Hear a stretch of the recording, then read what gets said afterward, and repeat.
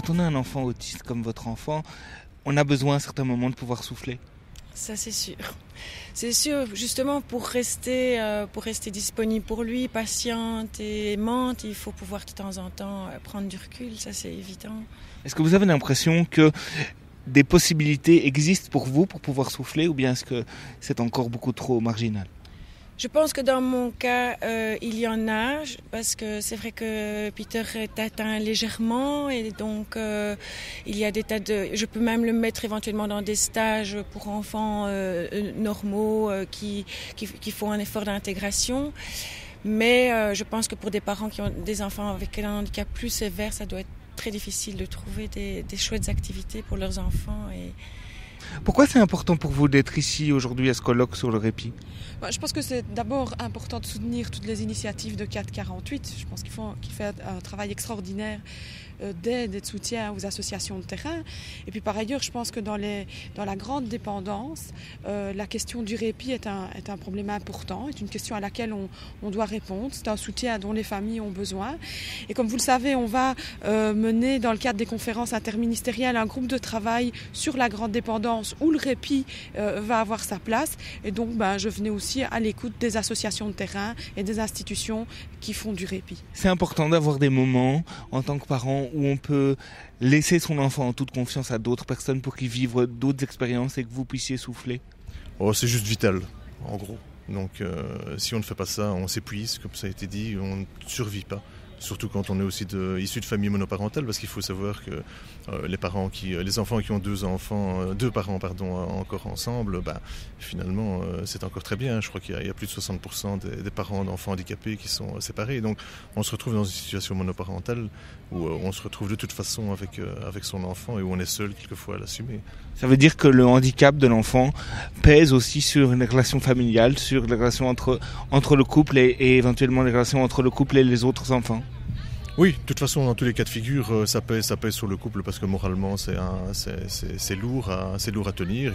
On a parlé de l'avenir, évidemment. Moi, j'essaye de vivre le jour, donc l'avenir, je le rejette. Sinon, je pense que ça pourrait faire beaucoup plus de dégâts. On essaye de trouver ce qu'il y a de mieux pour les enfants, mais c'est clair que le temps que vous passez avec votre enfant, vous ne le placez pas dans d'autres cadres de relations extérieures, et si vous prenez ce répit pour pouvoir le faire, c'est très bien, vous pouvez toujours le faire, vous restez avec un côté plus dramatique dans la mesure où vous avez toujours ce poids moral qui est là. On parle du répit aujourd'hui. Quelle place peuvent prendre les initiatives au niveau du répit dans votre possibilité budgétaire et financière, dans votre action politique ? Mais elles sont prioritaires. Moi, depuis 4 ans que je mène cette politique, il y a évidemment, comme je disais, toutes les politiques d'agrément, il y a les politiques de création de places, et puis à côté de ça, il y a une évidence, c'est que les familles et les personnes handicapées sont demandeuses d'avoir des structures qui soient des structures plus légères, plus souples, qui permettent à la famille, par exemple, de souffler un moment, en se disant que son adolescent, son enfant, un adulte handicapé peut se retrouver dans une structure pendant une journée, pendant une semaine, dans une famille par exemple pendant un mois, et donc où il y a un répondant qui vient très très rapidement, et il se trouve aussi que cette personne handicapée se trouve dans un milieu aussi de qualité, avec un encadrement de qualité, avec des professionnels, et c'est vraiment de pouvoir multiplier les choix des familles par rapport à des services accueillant les personnes handicapées.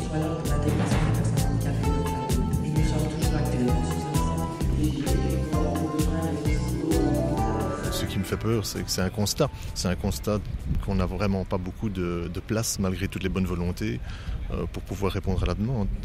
La demande est énorme, que ce soit par l'intermédiaire de familles seules ou d'autres chiffres qui ont été cités.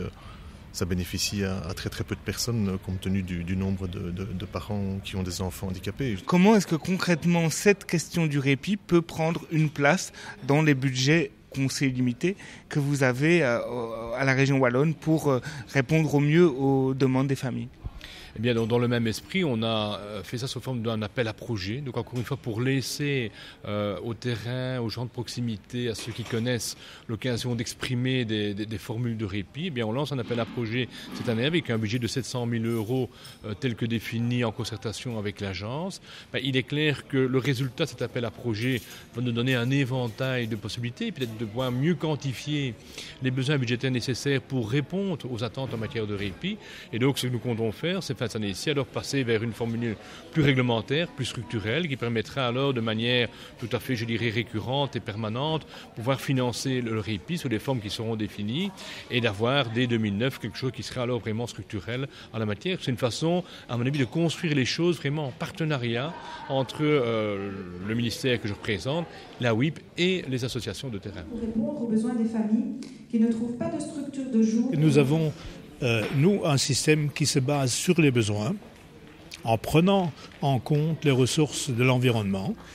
Et donc le budget n'est pas fixe, n'est pas déterminé, mais il n'y a pas de liste d'attente. Tout un chacun qui a ce besoin, toute famille ayant un enfant handicapé, ayant ces besoins, a droit et peut profiter des services de répit mis à disposition.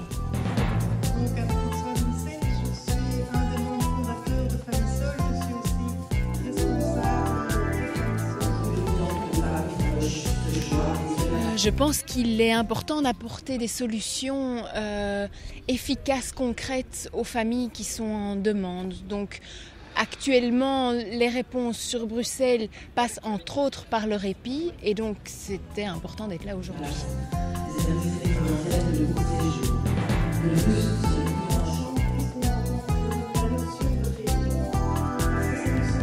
Le chouette service intervient au domicile des familles et donc on prend le relais des familles pendant quelques heures, une journée, une nuit. Et on occupe les personnes handicapées par des activités diverses. On amène des jeux ou alors on sort de la maison, on va à la piscine, au théâtre, à voir un concert. Et donc pendant ce temps, la famille profite d'un répit et fait ce qu'elle veut de son côté. Et de l'autre côté, la personne handicapée profite d'une activité spéciale qu'elle n'a pas toujours l'occasion de faire. Nous avons choisi de réaliser des gardes récurrentes, donc à l'inverse du chouette service, pour permettre aux familles de s'installer dans un rythme dans le répit. Par contre, nous ne nous sommes pas organisés pour répondre de manière systématique aux demandes d'urgence. Mais nous y répondons en fonction des disponibilités que nous avons dans le service. Donc la première préoccupation que nous avons est de mettre notre ASBL en sécurité, c'est-à-dire de trouver les moyens de nous pérenniser. C'est-à-dire obtenir un agrément et ne plus avoir une épée Damoclès au-dessus de nos têtes. Pourquoi c'était important pour la communauté germanophone d'être présente ici à ce colloque sur le répit ? Oui.